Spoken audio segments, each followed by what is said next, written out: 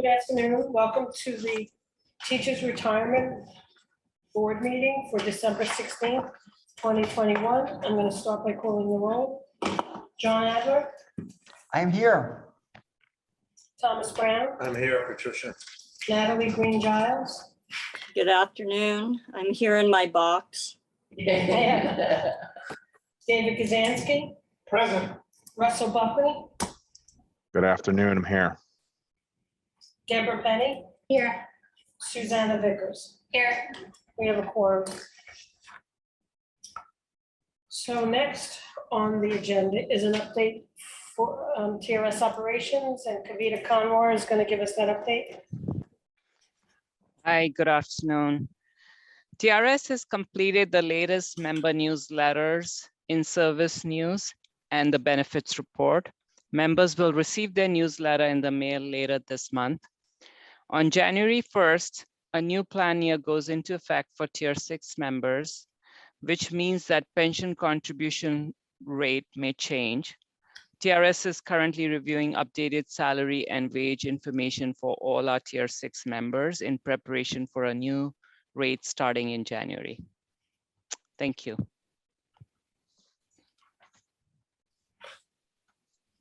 Oh, thank you very much, Kavita. Mhm. So next on the agenda is a report from the actuary on the annual comprehensive financial report.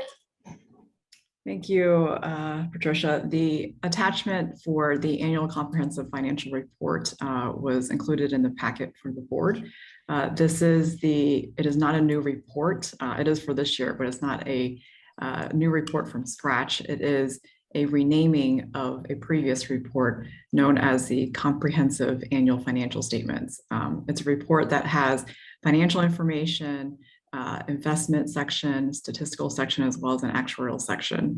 My office is in charge of producing the actuarial section that includes the actuarial assumptions, some of the liabilities, the contribution history, as well as some other things. So it is part of a larger report for the comptroller that he puts out at the end of the calendar year. And I'm not sure if TRS has it compiled, but once it is, it would be available other places, but also on our website. I'm happy to answer any questions or turn it back over to you, Patricia.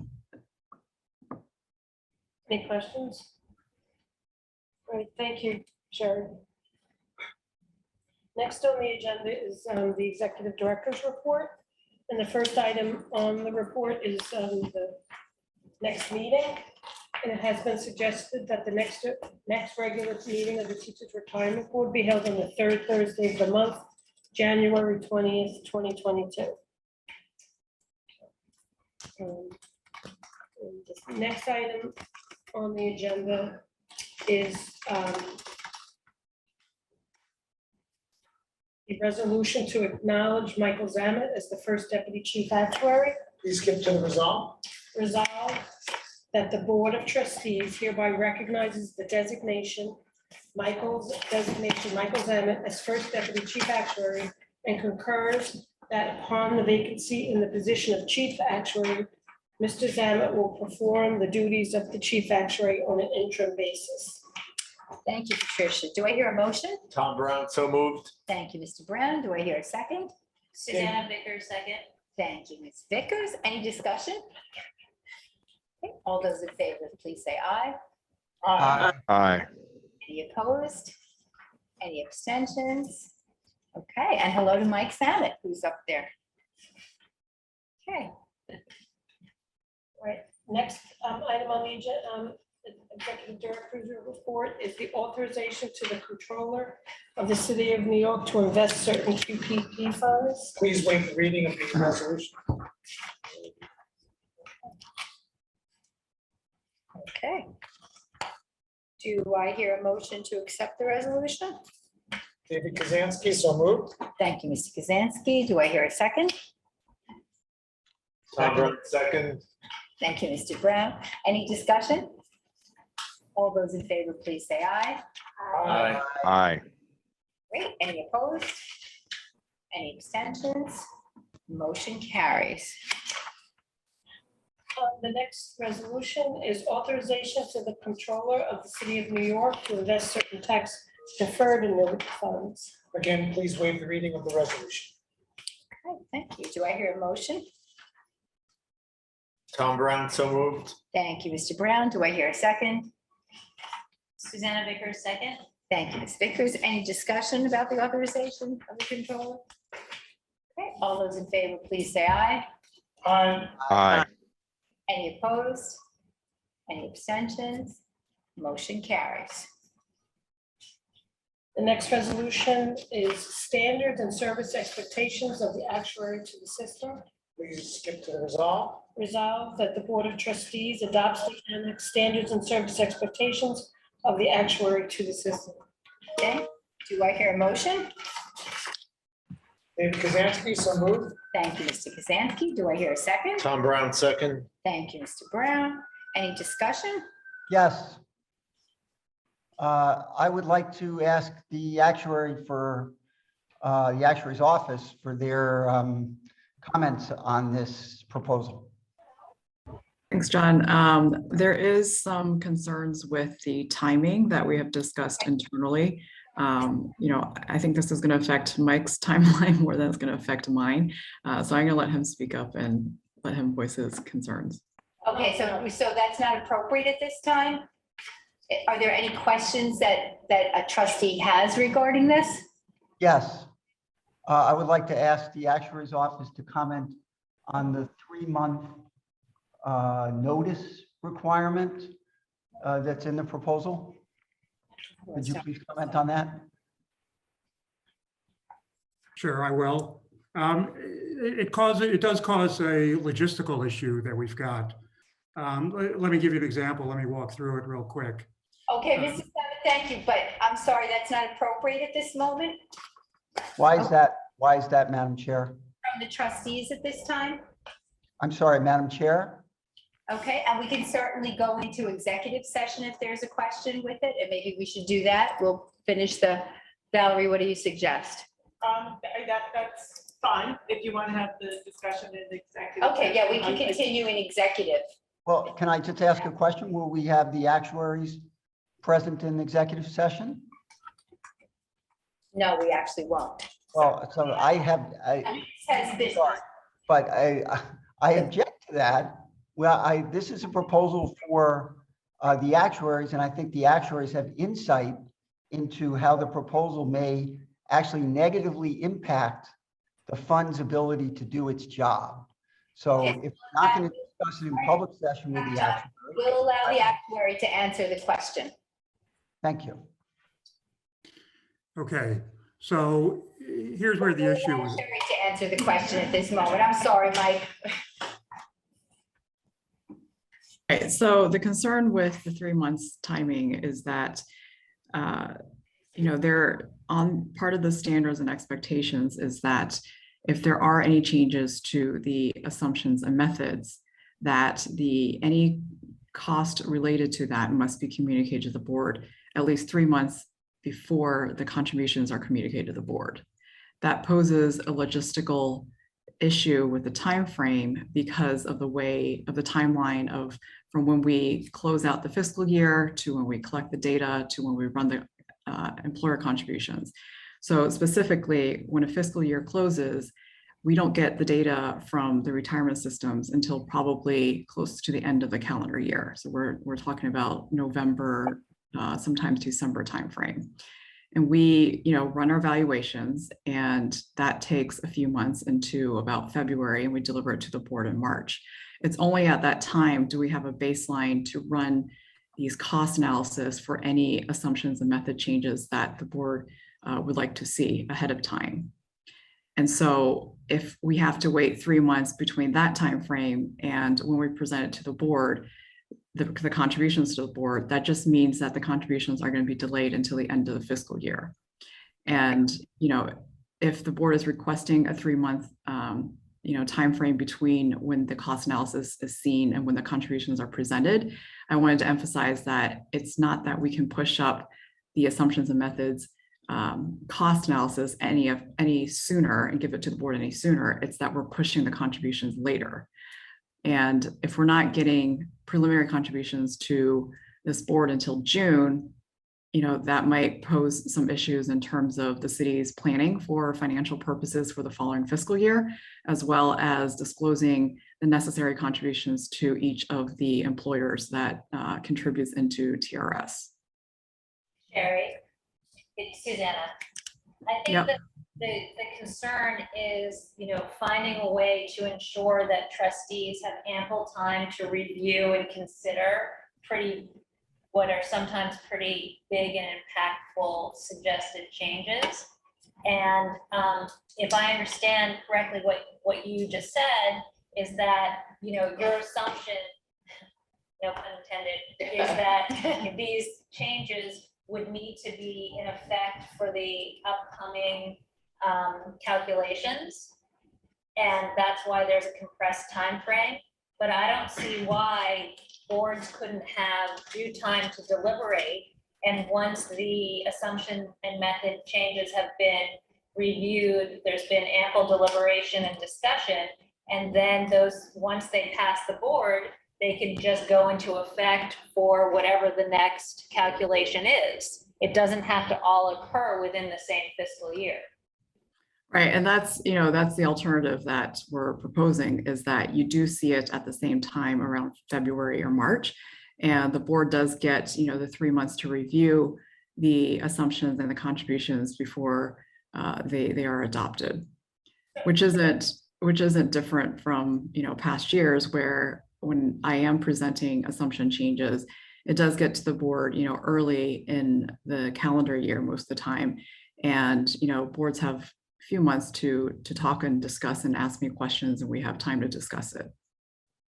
Okay, so Valerie? Yeah, I guess, so what you just indicated, that the board does get the calculations with the assumptions and methods and calculations based on those assumptions and methods with ample time. And I think it's 3 months is that ample time. That's what this says. I think that's what it was intended to, that was the expectation. It's intended to set that when the actuary changes assumptions and methods and has those calculations, which that's a lot of stuff there. It is complicated, that the board have sufficient time. That time was 3 months, and I believe that has generally been the practice of the actuary. So we didn't see this as a challenge. We understood there was a concern with, we can't necessarily give you 3 months to review every change in an assumption or a method, because those can be late breaking. So that the 3 month requirement doesn't apply to those kinds of issues that the actuary deals with. It is really the calculations that you give the board, and which you have historically, your office has historically provided a few months for the board to review. And this just documents that that's the board's expectation. I mean, you can't jam the board with a major change in assumptions, methods, and calculations in June, which can create problems for an employer's budget if they have to close their budget out by the end of the year. It puts the board in a bad position. Okay, so it's really just to give us the 3 months to go through it. Yes. All right. Fine. Which again is, we didn't check the the EDRs for every year, but your Historically, office we've had does the give 3 months. So this is time. just ensuring that there's time for the board Yeah. to go through it. And it's similar to what you've done in the past. Correct. Okay. Any other questions? Okay, I have a question for, Mike, just because he's going to be the one who's going to be, obviously implementing what's stated in this standards and expectations. So, I know I'm not a board member, but I would like to know if Mike has any concerns. Because he's not at the moment the actuary, and so we're really asking you, is there you've always given us 3 months, and we're just ensuring that we have those 3 months. So we're asking. Go ahead. Yeah, so we're just putting forward a resolution just to ensure that the practice that's been in effect continues to be in effect. Well said. Right, as long as it's understood, which is what I'm trying to emphasize, is that it might be concurrent, like the assumptions and methods might be delivered to the board in concurrence with the contributions using those assumptions and methods. But the 3 months is, even though it's given to you concurrently and say, March timeframe, there is time for the board to review it for 3 months and ask me questions or ask the actuary questions during that time. I just want to emphasize that, if you understand what I'm saying, that it's not going to be 3 months before the contributions, you're going to see the assumptions and methods unless you delay the contributions. You will have 3 months to review it, but they're going to be presented at the same time. That's correct. And I would say we adjusted how this paragraph previously read based on that concern that was raised by your office. Okay, great. It is not a 3 month for assumptions and methods, it's the calculations. So I want to ask a question about this because there was an instance, and I believe it occurred in 2015 during Ms. Chan's first year as chief actuary, where there was a mid-year change in assumptions. It was the mortality tables. And honestly, Sherry and I had a big fight over this because she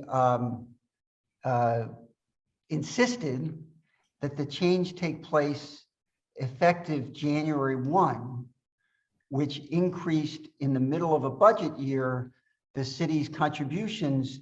I don't remember the specific amount for TRS, but let's just say it was roughly $200 million a year in the middle of the year that the city had to, change in the budget.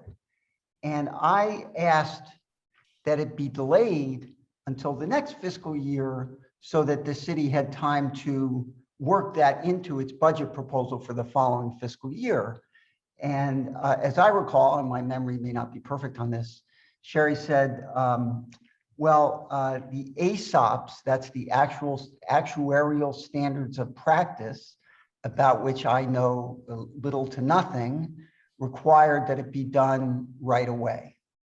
And so I would just like to ask Ms. Chan to explain whether there might be instances where there are sort of mid-course corrections in assumptions and methods where the 3 months notice might not be possible or practicable.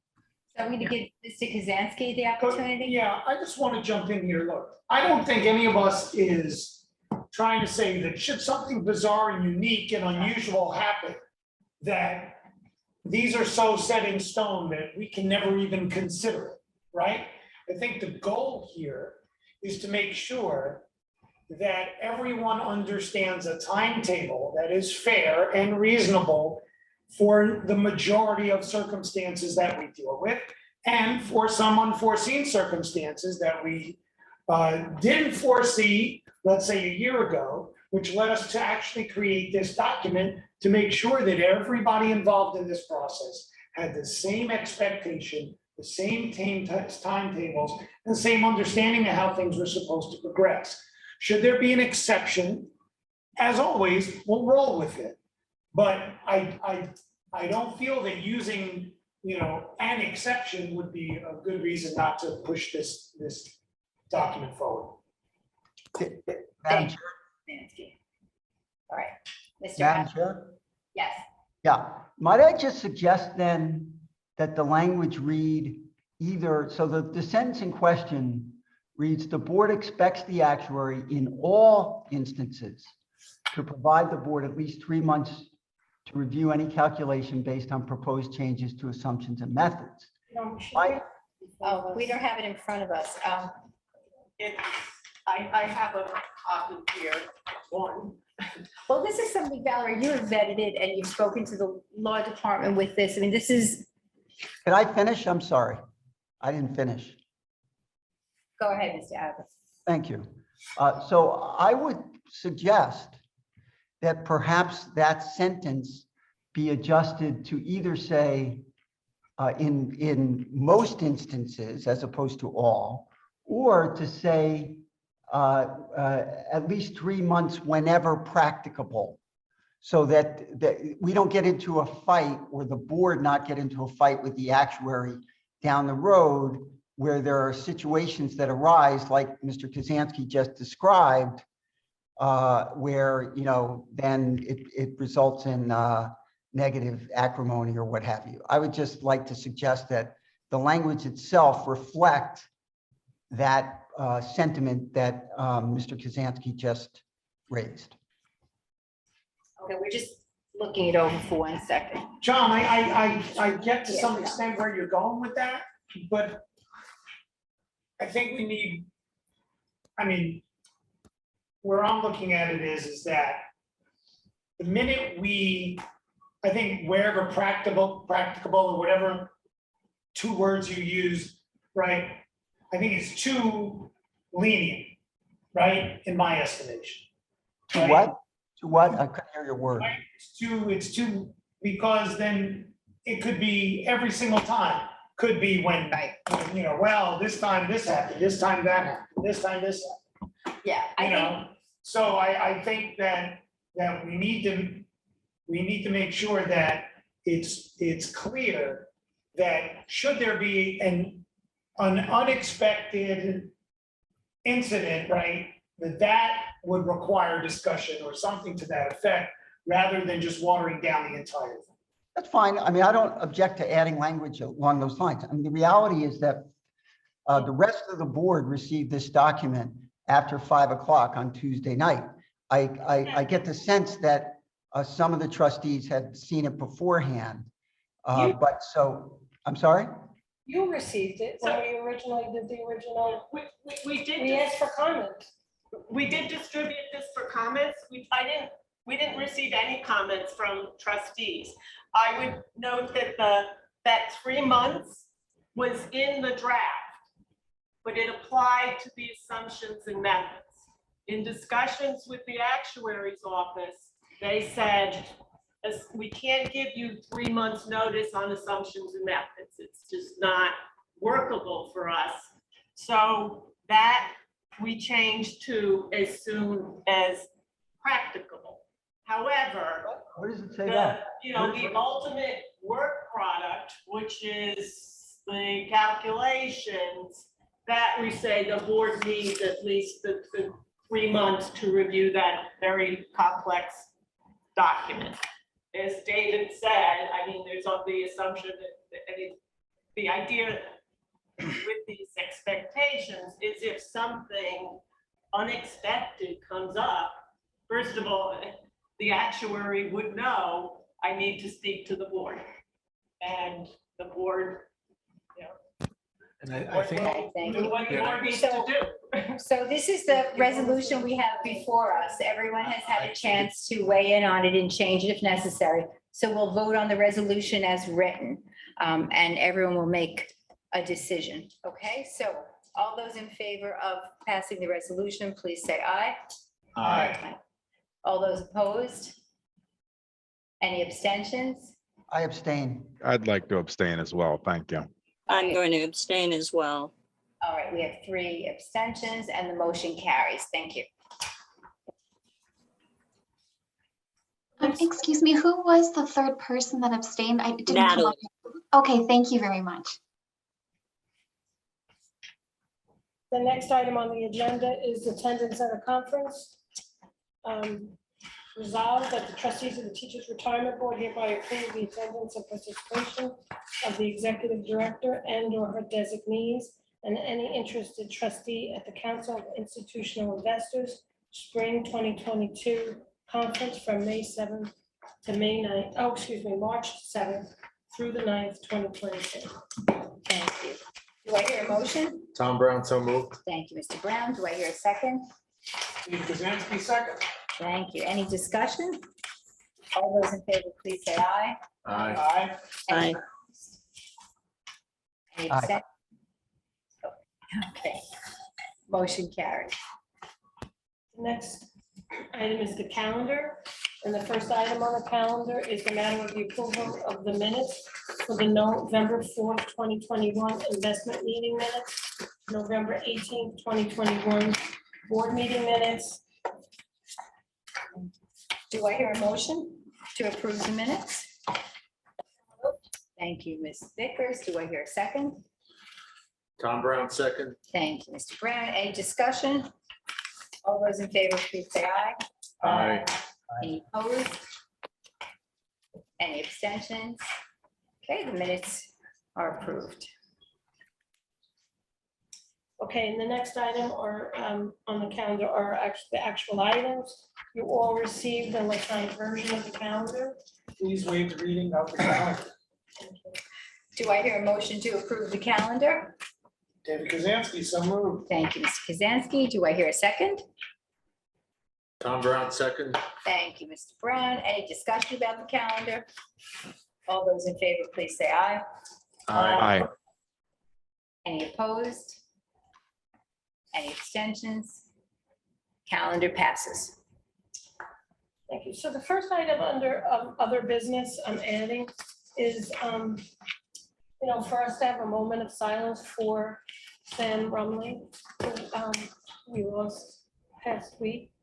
I just wanted to say for myself, it was always a privilege and an honor to work with Sam. He was a true gentleman, a true professional, and he was always ready, willing, and able to work with the system to help us and to ensure that our certifications got done in a timely manner, and worked with us on a varied number of projects. I started to work with Sam when we were developing our prior computer system. I mean, he and one of your staff members back then named Helen Fink provided so much of their knowledge so that we could actually get all of the rules and actuarial formulas into our system. So it was with great sadness that we learned about his passing.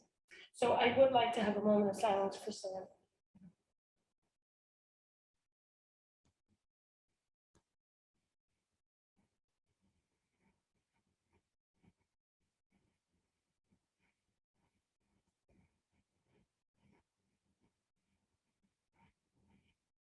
Thank you.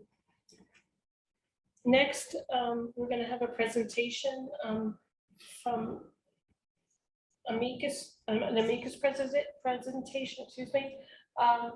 We here at Teachers Retirement System contracted with amicus to come in and to take a look at our investment accounting processes and make recommendations for streamlining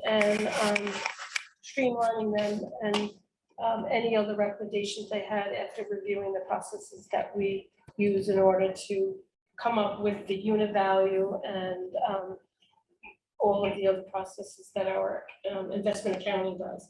So I'm going to turn it over to amicus. I'm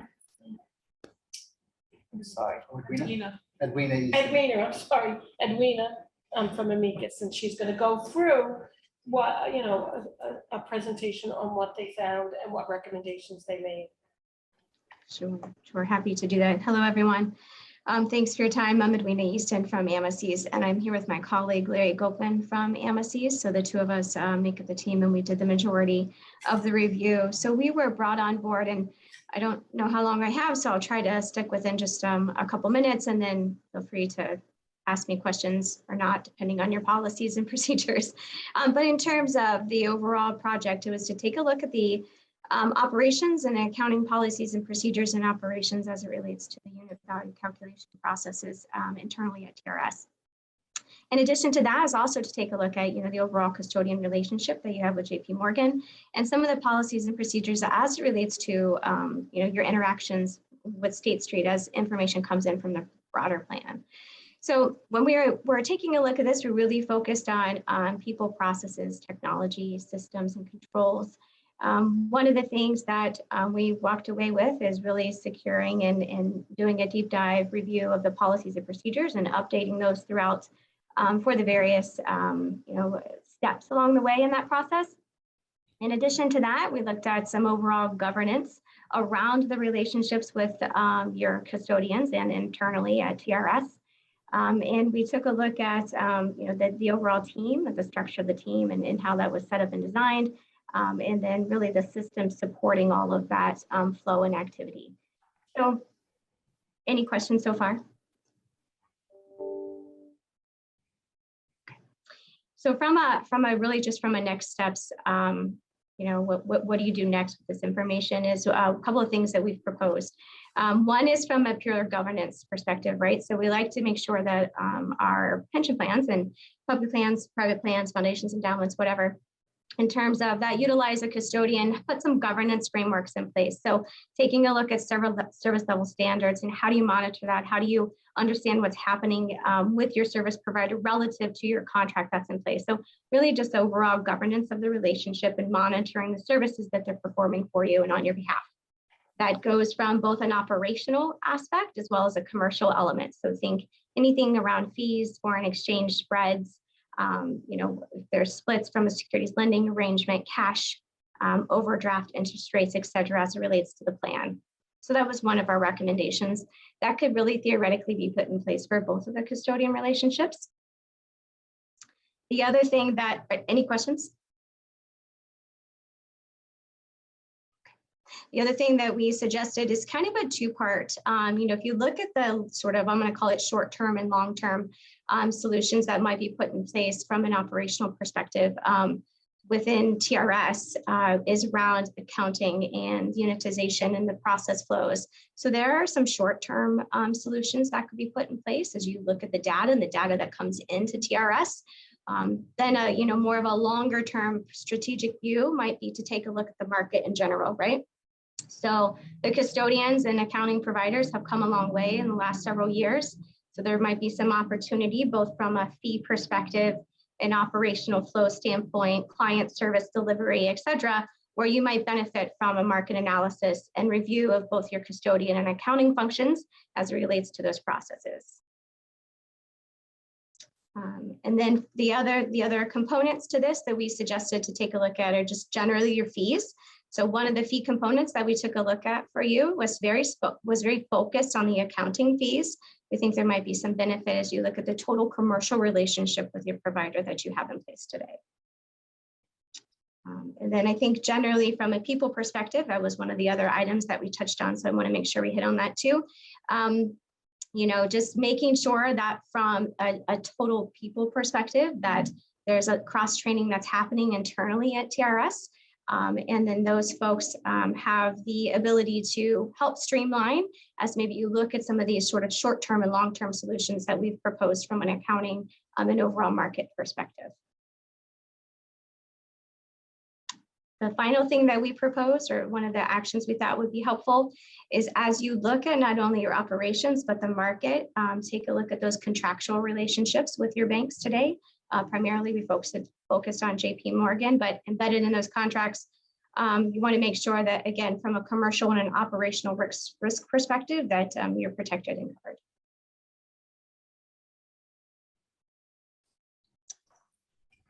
Is there any questions? Do you want me to go into deep dive into anything? But I noticed everyone was keeping it high level, so. I mean, I just want to thank you for the work you did. I know you found our team very cooperative, and we do appreciate that. And I would say that we've already kind of delved into some of the issues like the unitization and looking at those functions that are manual and trying to take advantage of technology to update those. So we've kind of started the work already, and appreciate your efforts and your ability to take phone calls even after the report was done. So very fine. Very good. Thank you. Okay. Questions and comments from the public? Any questions or comments from the public? Anyone here? Okay, hearing none. Do I hear a motion to go into executive session? So moved. Thank you, Ms. Vickers. Do I hear a second? Second? Thank you, Mr. Kazansky. All those in favor of going into executive session, please say aye. Aye. Thank you. All those opposed? Okay, we are going into executive session. In executive session, we passed a resolution about certain investments. Thank you, Susan. And I will say it again. So this is the last board meeting of the present leadership. And we thank everyone. We say a fond goodbye to John Adler, Susanna Vickers, Russell Buckley, and Natalie Green-Giles. Unsure if they'll come back. We certainly hope we will see them again. We thank them. We didn't always agree. We didn't always see eye to eye. but we definitely had our members' best interest at heart, and we did what we felt we should do. And so we thank you. We wish all of you a happy and a healthy new year, and I certainly hope that our paths cross again. Anyone else want to add anything to it? Feel free to stop by a public session anytime you want. We need the viewership. Okay. Yeah, ratings will go up. Thank you. It's been a pleasure serving with you all and serving the members of the teachers retirement system. It's really been an honor. Thank you, John. Thank you. I will echo what John said. It has been great working with all of you, and the staff of TRS deserves a lot of credit. You guys do an amazing job for your members every day, and it was great to work with you all these years. Mr. Buckle, we might have the pleasure of continuing working with you. We're unsure at this moment, but we certainly hope. If not, it's been a pleasure serving with the six of you, and I wish you all the very best in your future endeavors, whether they lie with teachers' retirement system or elsewhere. Thank you. Thank you. All right, everyone, have a wonderful vacation. If Happy you're holidays, vacationing, everybody. have a happy holiday and a wonderful new year. Thank you. Motion to adjourn. Do I hear a motion to adjourn? So moved. Second. Thank you. Thank you. Any discussion? All those in favor, please say aye. Aye. Aye. Opposed? We stand adjourned. Thank you, everyone. Good. Have a good one.